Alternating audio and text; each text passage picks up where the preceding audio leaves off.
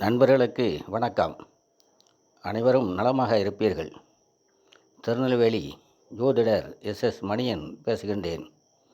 எனது ஜோதிட ஆசானும் எனது தந்தையுமாகிய கோயில்பட்டி திரு கே சங்கரன்பிள்ளை அவர்களையும் ஜோதிட மாமேதை ஜோதிட கலையரசு ஐயா ஆதித்ய குருஜி அவர்களையும் வணங்கி மகிழ்கின்றேன். இப்பொழுதே சந்திரனின் சூட்சுமங்கள், நீசபங்க தத்துவம் எப்படி ஏற்பட்டது, சந்திராஷ்டமத்தில் விதிவிலக்கு போன்றவற்றை பார்க்கலாம். ஒரு ஜாதகத்தின் உயிர் எனப்படுவது லக்கணம் என்றால், அந்த உயிர் இயங்க தேவைப்படும் உடல் சந்திரனாகும். சந்திரன் இருக்கும் வீடே ராசி எனப்படுகிறது. லக்கணமும் ராசியும் இரண்டு தண்டவாளங்களை போன்றவை. எப்படி ரயில் இயங்க இரண்டு தண்டவாளங்களும் அவசியமோ அதே போல ஜாதகத்தில் பலன் சொல்ல லக்கணம் ராசி இரண்டுமே தேவை. எந்த ஒரு ஜோதிட முறையிலும் ஒருவருக்கு பலன் சொல்ல வேண்டுமெனில் லக்கணம் மற்றும் சந்திரராசி அடிப்படையில் ஒப்பிட்டு பார்த்து பலன் சொல்லுவதே துல்லியமானதாக இருக்கும். உதாரணமாக, திருமணம் சம்பந்தப்பட்ட கேள்விகளுக்கு லக்கணத்திற்கு 7ஆம் இடத்தையும் ராசிக்கு 7ஆம் இடத்தையும் இணைத்து பார்த்து பலன் சொல்லாதான் அது சரியாக இருக்கும். ஒருவருக்கு உயிர் என்று சொல்லப்படும் லக்கணமும் அந்த லக்கணத்தின் அதிபதியும் பலவீனமாகி கெட்டிருந்தால், ராசிநாதன் என்று சொல்லப்படக்கூடிய சந்திரன் இருக்கும் வீட்டின் அதிபதி கிரகமே அந்த ஜாதகரை வழிநடத்தும் மற்றும் அந்த ஜாதகத்தின் பலன்களை எடுத்து செய்யும். ஒரு ஜாதகத்தின் பலன்களை கணிக்க சிரமமாக இருப்பது போன்ற இதுபோன்ற நுண்ணிய சூழல்களில்தான் முக்கியமாக ஒருவருக்கு சொல்லும் பலன் தவறிப்போவதே ஒரு கிரகம் சுபத்துவம் அடைந்திருக்கிறதா அல்லது அசுப நிலையில் இருக்கிறதா என்பதை கவனிக்காமல் சொல்லும்போதுதான்.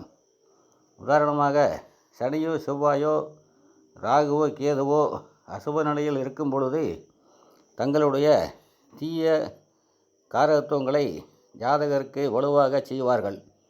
ஆனால் அவர்கள் சுபத்தன்மையோ சூட்சும வலுவோ பெறும்போது தீயதை செய்யும் வலிமை இழந்து அதற்கு நேர்மாறான பலன்களை செய்வார்கள். பாவக்கிரகங்கள் எனப்படுபவை ஒளி இழந்த கிரகங்கள் என்பதை ஏற்கனவே விளக்கியிருக்கின்றோம். அந்த கிரகங்கள் சுபக்கிரகங்களான ஒளி அதிகமுள்ள கிரகங்களிடமிருந்து ஒளியை கடன் வாங்கும்போது சுபத்துவம் பெறுகின்றன. இதிலும் ஒரு சூட்சுமமாக, தனக்கு அருகில் இருக்கும் சுபக்கிரகங்களிடமிருந்து ஒரு பாபக்கோள் பெரும் ஒளியே அதனை முழுக்க சுபத்துவமுடைய செய்யும். இதன்படி ஒளியிழந்த இருள் கிரகமான சனி தனக்கு அருகில் இருக்கும் முழு ஒளிச்சுவரான குருவின் ஒளியை பார்வை என்ற பெயரில் கடன் வாங்கும் பொழுது முழுமையான சுபத்துவம் பெறுவார். குருவின் பார்வை விட குருவுடன் இணையும் போது சனி சற்று குறைவான சுபத்துவத்தை அடைவார். இதில் சனியின் இருள் தன்மையை, அதாவது பாவத்தன்மையை குரு மாற்ற வேண்டுமெனில் குருவும் முழுமையான பார்வை திறனுடன், அதாவது ஒளித்தன்மையுடன் இருக்க வேண்டியது அவசியம். குரு பலவீனமாக இருந்தாலோ, பகை வீடுகளில் பகைவருடன் இருக்கும் நிலையிலோ அவர் ஒளி குறைந்திருப்பார் என்பதால் அவரால் இன்னொரு கிரகத்தை சுபத்துவப்படுத்த முடியாது. அதேபோல சனிக்கு அடுத்த நிலையில் இருக்கும் பாபக்கிரகமான செவ்வாய் குருவின் பார்வையை விட சந்திரனின் பார்வையை பெறும்போது மட்டுமே அதிக சுபத்துவம் அடைவார். ஏனெனில் செவ்வாய்க்கும் குருவிற்கும் உள்ள தூரம் அதிகமானது. அதே நேரத்தில் பூமியை சுற்றி வரும் சந்திரனுக்கும் பூமிக்கு அருகில் உள்ள செவ்வாய்க்கும் உள்ள தூரம் குறைவு. எனவே குருவின் பார்வையை விட சந்திரன் பார்வையும் இணைவுமே செவ்வாய்க்கு மிகுந்த சுபத்தன்மையை தரும். சுருக்கமாக சொல்லப்போனால், சந்திரனுக்கு நேரெதிரில் 7ஆம் இடத்தில் இருக்கும் செவ்வாய் சுபத்துவம் பெற்று நன்மைகளை செய்வார். அந்த சுபவலு சந்திரன் அப்போது கொண்டிருக்கும் ஒளி நிலையை பொறுத்து அதிகமாகவோ குறைவாகவோ இருக்கும். சந்திரன் வளர்வரைகளில் சூரியனுக்கு கேந்திரமாகவோ சூரிய ஒளியை அதிகம் பெற்று ஆட்சி உச்சம் பெற்ற நிலையிலோ அல்லது குருவுக்கு திருகோணங்களில் இருந்து குருவின் ஒளியை அதிகம் பெற்ற நிலையிலோ அல்லது சந்திரனுக்கு பலமுள்ள நள்ளிரவு நிலையான 4வது கேந்திரத்தில் திக்பல வலுவுடனோ முழு ஒளித்திரடுடன் இருந்து தனது பார்வையால் செவ்வாயை சுகத்துவமுடை செய்யும்போது செவ்வாயால் அதிக நன்மைகள் இருக்கும். சந்திரனுடன் செவ்வாய் இணைப்பதும் சுகத்துவமே. ஆனால் அந்த நிலையிலும் மேலே சொன்ன ஒளித்திறனுடன் சந்திரன் இருக்க வேண்டும். இதையே நமது கிரந்தங்கள் சந்திரமங்கல யோகம் என்று சொல்கின்றன. ஒரு ஜாதகத்தின் 10வது கேந்திரமாகிய புலில் வீடு பகல் உச்சிப்பொழுதையும் அதற்கு நேர் எதிரான 4ஆம் வீடு நள்ளிரவு நேரத்தையும் குறிக்கிறது. எனவேதான் 10ஆம் இடத்தில் நடுப்பகலில் இருக்கும் சூரியனுக்கு அதிக பலமான திக்பலம் எனவும் 4ஆம் இடத்தில் நள்ளிரவில் சந்திரனுக்கு திக்பலம் எனவும் நமது ஞானியினால் கூறப்பட்டுள்ளது. உண்மையில் செவ்வாய் கடுமையான அமைப்பில் ஆட்சி உச்சம் போன்ற வலுப்பட்ட நிலைகளில் சுகத்துவமின்றி இருக்கும்போது தனது கூடிய காரத்துவங்களையே செய்வார். சந்திரனால் பாவத்தன்மை நீங்க பெறும்போது மட்டுமே பூமி லாபம் போன்ற சுப விஷயங்களை செய்வார். அதேபோல நீசமடைந்த ஒரு கிரகம் தனது வலிமையை திரும்ப பெறும் நீசபங்கம் எனும் அமைப்பிற்கு காரணமானவரும் சந்திரன்தான்.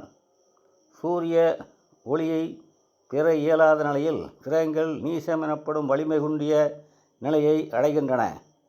சந்திரன் மூலமாக அதை வேறு வழிகளில் பெறும்போது இழந்த வலுவை மீண்டும் அடைகின்றன. சந்திரனுக்கு 1, 4, 7, 10 இருந்து சந்திரனால் பிரதிபலிக்கப்பட்ட சூரிய ஒளியை பெறும் கிரகம் இழந்த தன் ஒளியை கடன் வாங்கி வலிமை பெறுகிறது என்பதைத்தான் ஞானிகள் சந்திர கேந்திரத்தில் நீசமடைந்தவன் நீச பங்கம் அடைந்ததாக கூறினார்கள். அதே நேரத்தில் சந்திரனே நீசமடைந்தால் என்ன செய்வதை? அப்போது அவர் தனக்கு ஒளியைத் தரும் சூரியனுக்கு எதிரில் இருக்க வேண்டும். அது சந்திரனை வழிவிளக்கச் செய்யாது. ஒரு விசித்திர நிலையாக செவ்வாய் ஒருவர் மட்டுமே தன் வீட்டில் நீசம் பெறும் 2 கிரகத்துடனும் நீச உச்ச நிலைகளில் பரிவர்த்தனை பெறுவார். அதாவது சந்திரன் விருச்சிகத்தில் நீசம் பெறும் நேரத்தில் விருச்சிகநாதன் செவ்வாய் கடகத்தில் இருந்தால் அவரும் நீசம் பெறுவார்.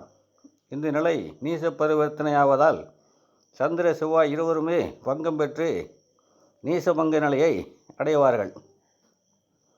அதேபோல சனி மேசத்தில் நீசம் பெறும் நிலையில் செவ்வாய் சனியின் வீடான மகரத்தில் உச்சம் பெற்றிருந்தால் இருவரும் பரிவர்த்தனை அடைந்து சனியின் நீச நிலை பங்கம் பெறும். ஜோதிடத்தில் விதி என்று ஒன்று இருந்தால் விளக்கு என்ற ஒன்று இருந்தே தீரும் என்பதன்படி நீசம் என்பது ஒளியிழந்த நிலை என்றாலும் வைகாசி மாதம் விருச்சிக ராசியில் பிறந்தவருக்கு சந்திரன் நீசம் என்று கணக்கிட முடியாது.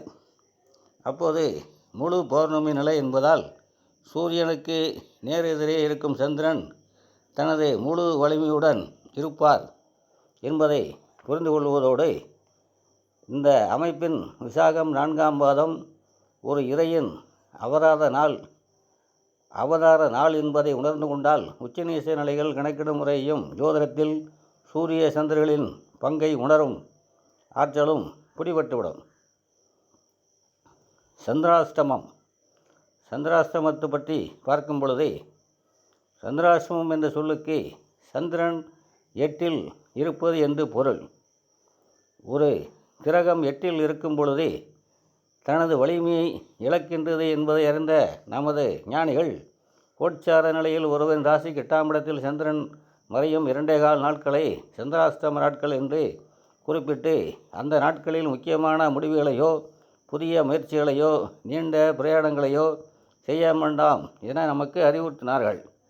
இதன் உண்மை காரணம் என்னவெனில் சந்திரன் மனம் இருக்கும் முடிவுகளுக்கும் காரணமானவர் என்பதால் இந்த நாட்களில் மனம் தெளிவற்ற நிலையில் அலைவாய்ந்து கொண்டிருக்கும் நிலையில் நம்மால் முக்கிய முடிவுகள் எதையும் எடுக்க முடியாது என்பதுதான். இந்த சந்திராஷ்டமம் நிலைக்கும் சில விதிவிலக்குகள் நமது மூல நூல்களில் சொல்லப்பட்டிருக்கின்றன. குருவின் பார்வையையோ சேர்க்கையோ சந்திரன் பெறும் நாட்களில் ஒருவருக்கு சந்திராஷ்டம நாட்களின் கெடுபலன்கள் இருக்காது என்பது அவற்றில் உண்டு. சந்திரனின் நீச நிலையை விளக்கியது சந்திராஷ்டம நிலைக்கும் பொருந்தும் என்பதால் சூரிய ஒளியை பெற்று முழு வலிமையுடன் சந்திரன் இருக்கும் நாட்களிலும் சந்திராஷ்டமம் கெடுபலன்களை தராது. இத்துடன் இப்பதிவை நிறைவு செய்கின்றேன். மீண்டும் அடுத்த பதிவில் சந்திப்போம். அனைவரும் நலமாக இருப்பீர்கள். வாழ்க வளமுடன்.